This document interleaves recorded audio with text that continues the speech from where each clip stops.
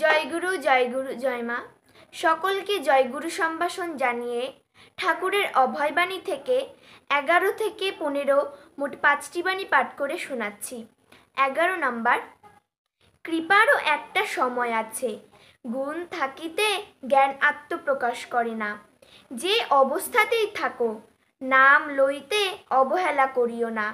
বাধ্যতা বা নির্ভরতা অভ্যাস করিও, হতাশ হইও না।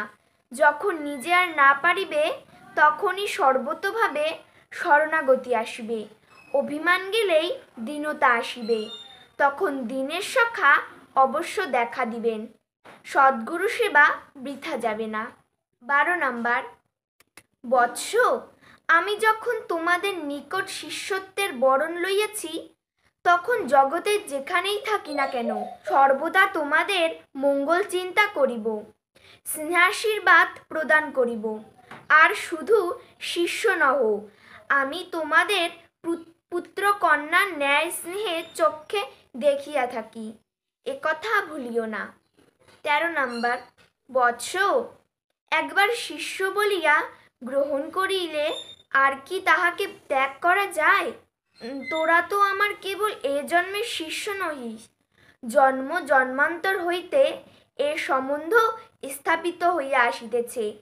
তোরা যে মুক্তি তুচ্ছ করিয়া কেবল আমার সেবা ও সহায়তা করিবার জন্য আমার সঙ্গে সঙ্গে জন্ম জন্ম ঘুরিয়া বেড়াইতেছিস, সময়ে সবই জানিতে পারিবে। 14 নম্বর। মায়ের কৃপায় জ্ঞান হইলে সুখ দুঃখ রোগ শোক বিপদ সম্পদ সকল অবস্থাতেই শান্তি পাওয়া যায়। অজ্ঞান অভিমানী অশান্তি উদ্বেগ আনে, আর শত দুঃখ মাথায় পাতিয়া লইয়া ত্যাগী আনন্দময়। গৃহী হইয়াও মায়ের কৃপায় তোমরা ত্যাগীর আনন্দ পাইবা। 15 নম্বর। বৎস, যে তোমার তার ভালোবাসা আকাঙ্ক্ষা করো, আর কয়দিন এ খেলা শেষ হইলেও নিত্যধামে গিয়া নিত্য পরিজনে মিলিত হইবে, সেই দিনের প্রতীক্ষা করো।